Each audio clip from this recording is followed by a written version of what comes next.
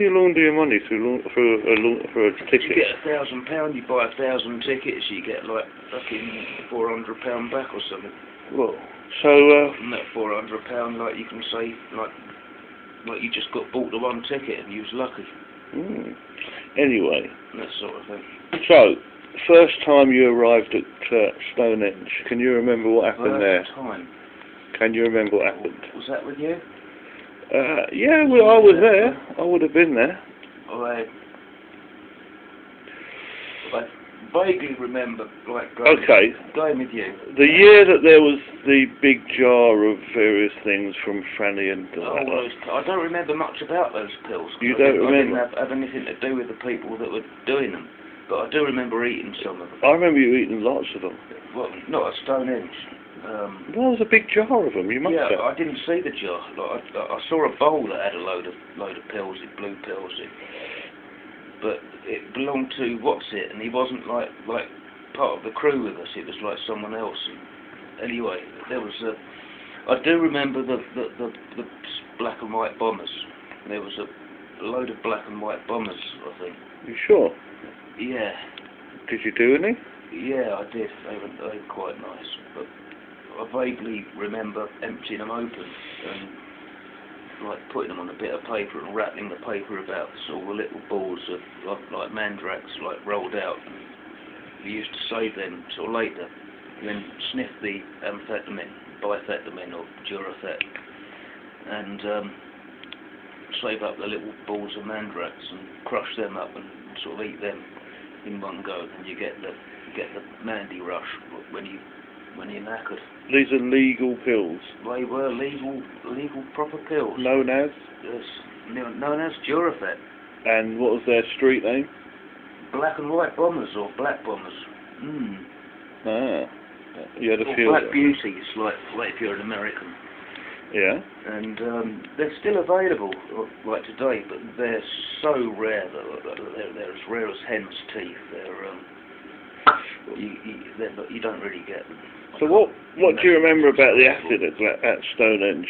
The acid, much assorted, varied, came from many different sources, and it was good. It was for the most part of it. There was a few stories, don't eat the brown blottlers and all this, but I think it was a sort of bit of bullshit, like taken from Woodstock.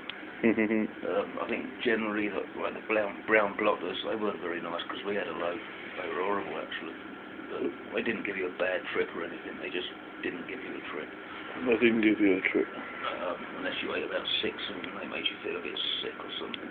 Oh, not good. No, the acid was lovely. It was really strong. And, because it was on a site where everyone was out of their heads, you didn't feel paranoid when you took it.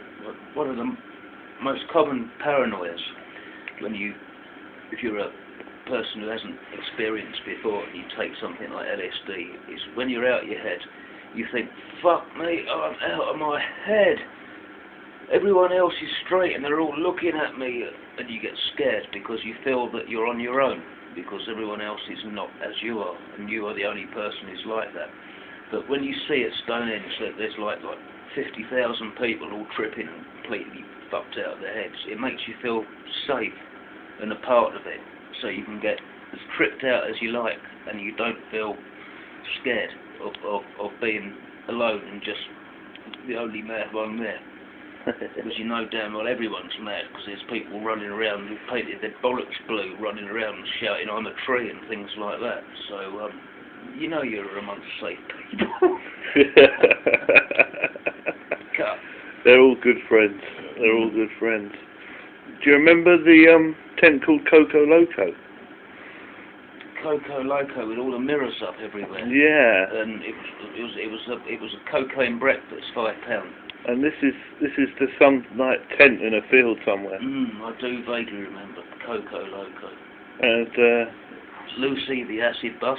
What was that all about? It was a big bus, and it had a flag, and on the flag was written, "There once was a bus called Lucy, and everybody aboard it took far too many drugs and blah blah blah blah." And that was written on their flag. That was their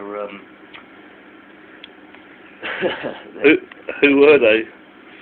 They were a bunch of just people who decided to go and live on a bus for a while, and they probably took some poor rich cunt into buying a bus and tagged along with him, and thought they were doing the eco-warrior bit. Right. Until the year later, 1985, when they probably came back again and they got their bus smashed up and set fire to by the police. Well, Battle of Beanfield. Who'd done it to virtually all their vehicles. So what happened on the way home from Stonehenge? On the way home. But what happened with you? It was getting home, first of all. When you rolled your... First of all, like, I'd met this fat bird who had her tits hanging out. Like, she wanted to lift back to London, as did this other guy, this Harry Krishna dude. And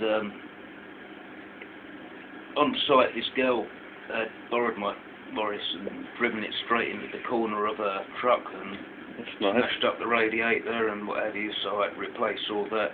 And by buying another Morris, and I bought some like wide wheels for it and what have you, and I put them at the back and none at the front, so it was a bit unstable and whatever.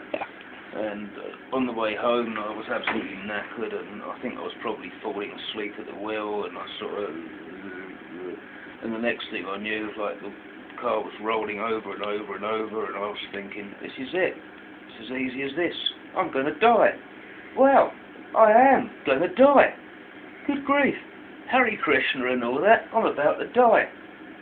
I really, really am going to die here. This is it. I really am going to... And then... I was upside down, like being held by my seatbelt. First time I'd worn it for years, like. And I was fine. I had a little scratch on my little finger, and that was all that happened to me. And what about the car? The car was a total write-off. The roof had disappeared, the bonnet had disappeared, the wings had disappeared. Every window in it was smashed, and it rolled about 7 times.